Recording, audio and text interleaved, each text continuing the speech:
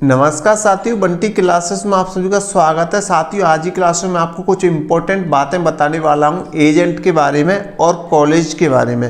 तो आपको उन चीज़ों को ध्यान में रखते हुए एडमिशन लेना है। अगर आप पछताना नहीं चाहते हैं बाद में, अगर आपको कोई समस्या ना हो तो बस आप थोड़ी सी ये वीडियो चाहे जितनी भी लंबी हो जाए या जितनी भी छोटी हो, बस आप इस वीडियो को फुल वॉच कर लेना।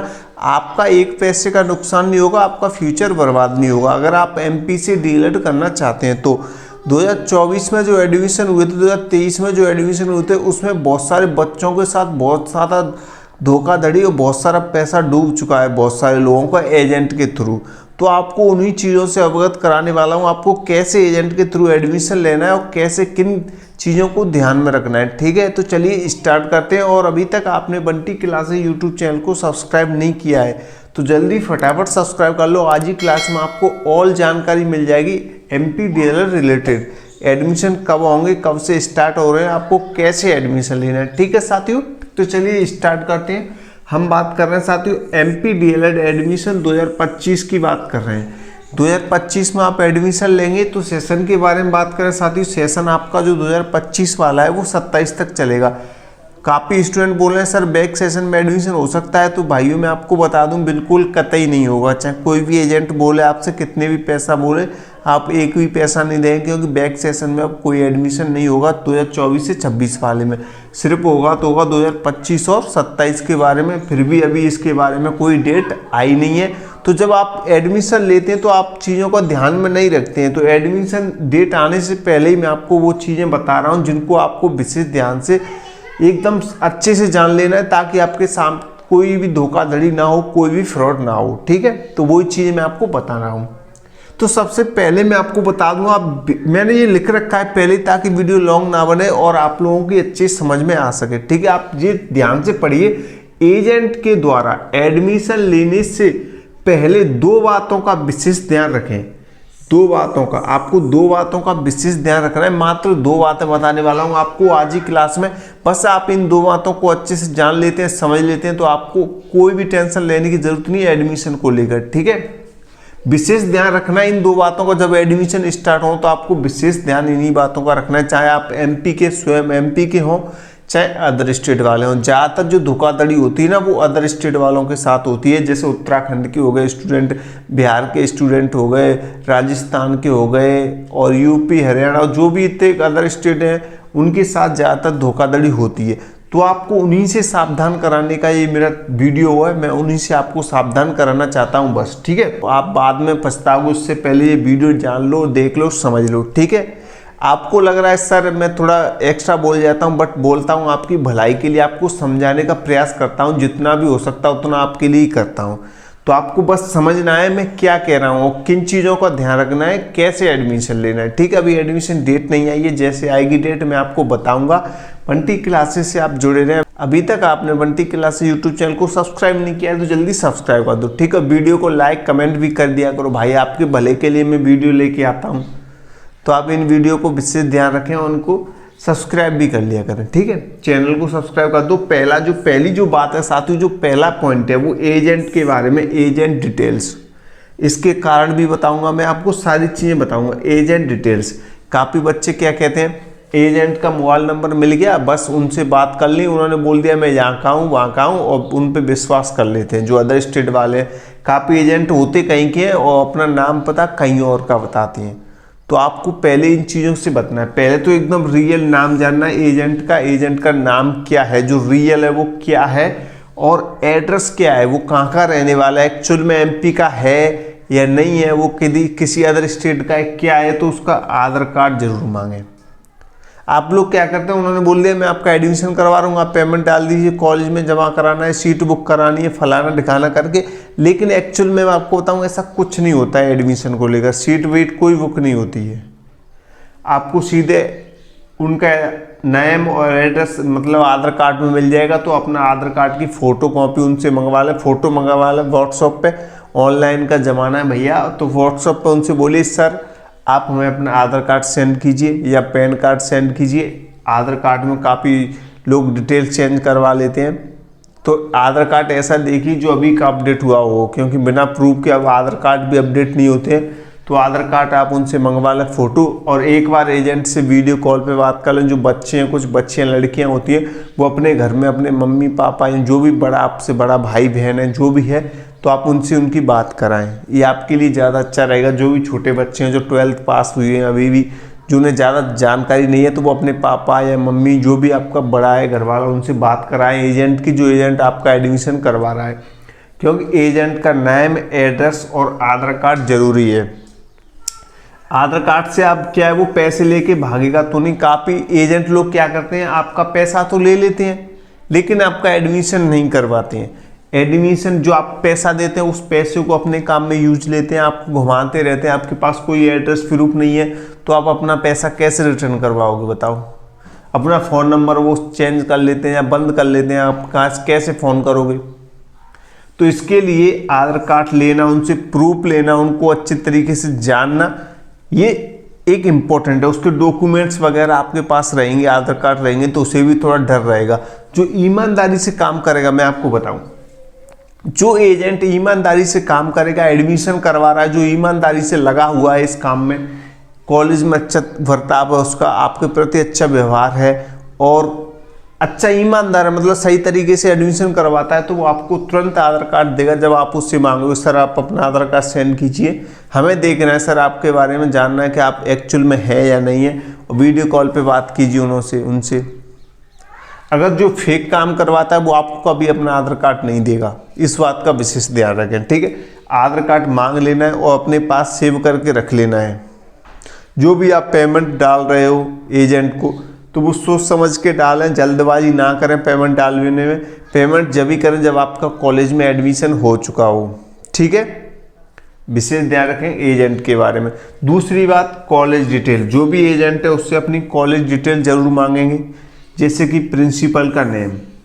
जो कॉलेज है भाई, उसके जो एजेंट है उसे तो सब जानकारी होगी ना, लेकिन एजेंट लोग जो फ्रॉड करते हैं ना, वो कभी भी कॉलेज का नाम तो बता देते हैं, एक कॉलेज नहीं देते हैं, वो 4-5 कॉलेज बता देंगे, इसमें से किसी एक में हो जाएगा आपका एडमिशन, ठीक है, हो जाएगा एक में। लेकिन प्रिंसिपल जो भाई, ये बताओ, जो एजेंट है वो क्या प्रिंसिपल का नाम नहीं जानता होगा जब एडमिशन करा रहा है? तो ऑफकोर्स जानता होगा, क्यों नहीं जानता होगा, वो सब कुछ जानता होगा, लेकिन वो पागल बनाते हैं। तो आपको इन चीज़ों की झांसों में नहीं आना है, आपको प्रिंसिपल का नाम जानना है। और प्रिंसिपल का एड्रेस इतना इम्पोर्टेंट नहीं है, लेकिन कॉलेज का एड्रेस ज़्यादा ज़रूरी है। कॉलेज नेम और एड्रेस प्लस में मान्यता प्राप्त, जो एनसीटी द्वारा मान्यता प्राप्त है कॉलेज या नहीं है, एनसीटी द्वारा मान्यता प्राप्त कॉलेज है या नहीं है, कैसे चेक करें, इसके ऊपर मैं ऑलरेडी वीडियो बना चुका हूँ। 2025-24 हर साल बनाता हूँ मैं, इस साल और बना दूंगा, एक और बना दूंगा। आप लोग चेक जरूर कर लें, क्योंकि अगर आपने डिप्लोमा कर लिया, डीएलएड बीएसटीसी कर लिया, तो अगर आपकी कॉलेज को मान्यता प्राप्त ही नहीं है तो क्या फ़ायदा उस डीएलएड डिप्लोमा का? आपकी नौकरी नहीं लगेगी, आप तैयारी तो कर लोगे लेकिन आपको रद्द कर दिया जाएगा अगर फ्रॉड वाली हुई तो। और खासकर एक चीज़ और बताऊं, क्योंकि मेरे पास ये शिकायतें आई हुई हैं, उसी के आधार पर मैं वीडियो बना रहा हूं।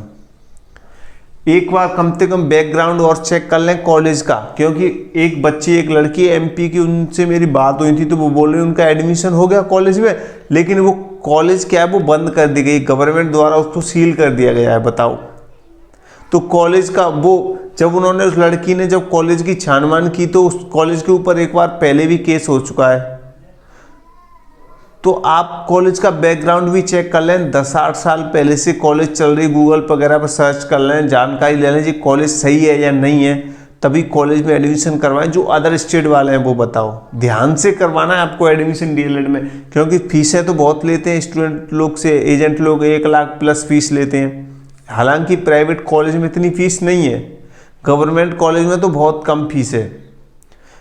परसेंटेज, 12 की परसेंटेज के आधार पर वो एडमिशन होते हैं। लास्ट में सीएलसी राउंड आता है, जो डायरेक्ट वाला आता है वो लास्ट में आता है। हालांकि जो फर्स्ट और सेकंड राउंड होता है साथ ही, वो तो एमपी वालों का ही होता है, जहाँ के जो मुझे एमपी में, अदर स्टेट वालों के लिए तो लास्ट के राउंड होते हैं, लेकिन पहले जो मौका मिलता है डीएलएड बीएसटीसी करने का वो एमपी वालों को ही मिलता है। इसका भी विशेष ध्यान रखें। एजेंट लोग पहले ही आपसे पैसा ले लेते हैं कि नहीं फर्स्ट राउंड में आपका एडमिशन करवा देंगे, ये कतई नहीं होता है, वो झूठ बोलते हैं। तो आपको इन चीज़ों का ध्यान रखना है। और खासकर मोबाइल नंबर, भाई साहब प्रिंसिपल का मोबाइल नंबर जरूर ले लें, विशेषकर एजेंट से पहले ही ले लेना, पैसे जमा करने से पहले।